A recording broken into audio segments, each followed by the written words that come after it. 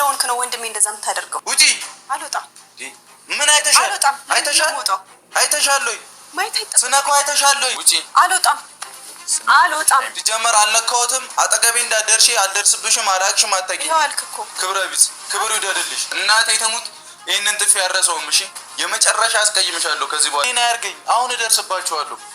ምስቅልቅል ነው ማድረግ። ህይወታችሁ እንተያያለን። እያስፈራራህ ነው። እግዚአብሔርን እያስፈራራሽ አይደለም። እንተያያለን እንጂ ቶሎ። አልወጣም።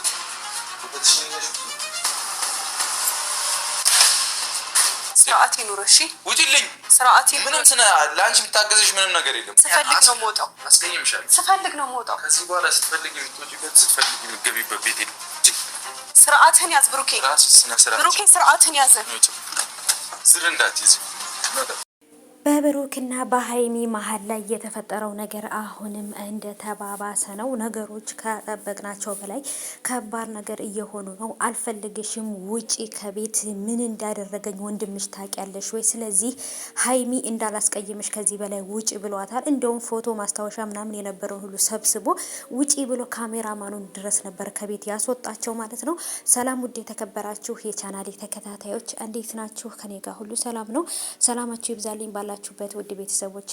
ለዚህ ቻናል አዲስ ከሆናችሁ ሰብስክራይብ አድርጋችሁ ቤተሰቡን ነባሮች ዌልካም፣ እንኳን በሰላም መጣችሁ ብያለሁ።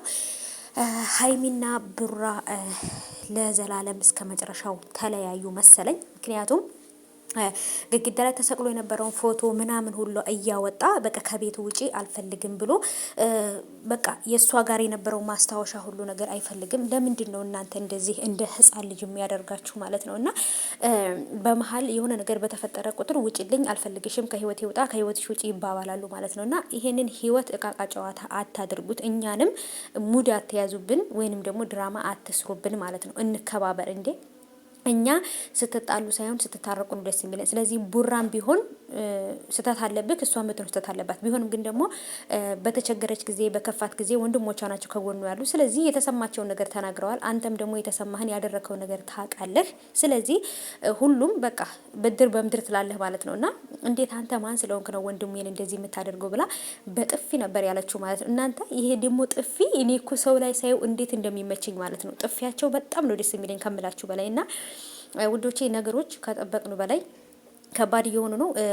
እሷም እንግዲህ ከዚህ ህይወት አልፈልግም፣ ከዚህ ህይወት እወጣለሁ። ስለዚህ ምቱ ቢሆንም እየመታኝ እየደበደበኝ ከሱ ጋር መኖር አልፈልግም ብላለች። አሁን ታርቀው በሰላም በፍቅር ነበር እየመጡ የነበረው። አሁን ላይ ደግሞ ግን በቃ ሙሉ ለሙሉ ተጣላን፣ ተለያየን ብለው ነው የመጡት። እሱም ገፍትሮ ከቤት አውጥቷታል። ቀጣይ ላይ ምን ይፈጠራል፣ ነገሮች ወዴት ነው የሚሄዱት የሚለውን ነገር ማን ነው በመሀላቸው የሚገባው የሚለውን ነገር ማወቅ አንችልም። እንግዲህ ለምን ወንድሜ እንደዚህ ታደርገዋለህ፣ እንዴት ከወንድሜ ጋር እንደዚያ ነገር ትነጋገራለህ ብላ ነው እሷም። በእርግጥ አዎ ቤተሰቦችሽን ማስከበር ራስሽን ማስከበር ያንቺ ኃላፊነት ነው ማለት ነው። ከዚህ በፊትም ቡራ ያደረገው ነገር ታውቃላችሁ። ስለዚህ ቢሆንም ግን በእነሱ መሀል እሷ መግባት አልነበረባትም ብዬ አስባለሁኝ። በቃ መተው፣ ምክንያቱም እነሱ እንዲጨርሱት። እሷን በእርግጥ ከዚህ ህይወት መውጣት ፈልጋለሁ፣ ይህን ህይወት አልፈልገውም ብላለች። ማንም ቤተሰብ ቢሆን ልጃቸው ሳታገባ በፊት ከቤት ወጣ ወንድ ቤት እንዲገባ አይፈልጉም። ግን ደግሞ እኔ በቃ ስለማምንበት በራሴ ስለምተማመን ለዛ ነው ከሱ ጋር የሆንኩት። ስለዚህ ቤተሰቦቼ ወንድሞቼ ለኔ ሊያስቡልኝ ይገባል። በችግሬ ጊዜ በተጨነኩ ጊዜ እነሱ ብቻ ነበሩ ከጎኔ የነበሩት፣ እሱ ከጎኔ ያልነበረም ብላለች እና እውነቱን ተናግራለች። እውነቱ የሀይሚና የቡራ እውነት ወጥቷል። እሷን በአንደበቷ ተናግረዋለች እና ይሄ ነገር ደግሞ ምን ያህል ልቧን እንደሰበረው ነው የሚያሳየው። እንግዲህ ውጭልኝ፣ አልፈልግሽም፣ አላቅሽም፣ አታቂኝም ብሏል ቡራ ማለት ነው። ይሄ ነገር እውነት የሚቀጥል ይመስላችኋል ወይንስ ደግሞ የመጀመሪያው ነው? መጨረሻው ግን አይመስለኝም።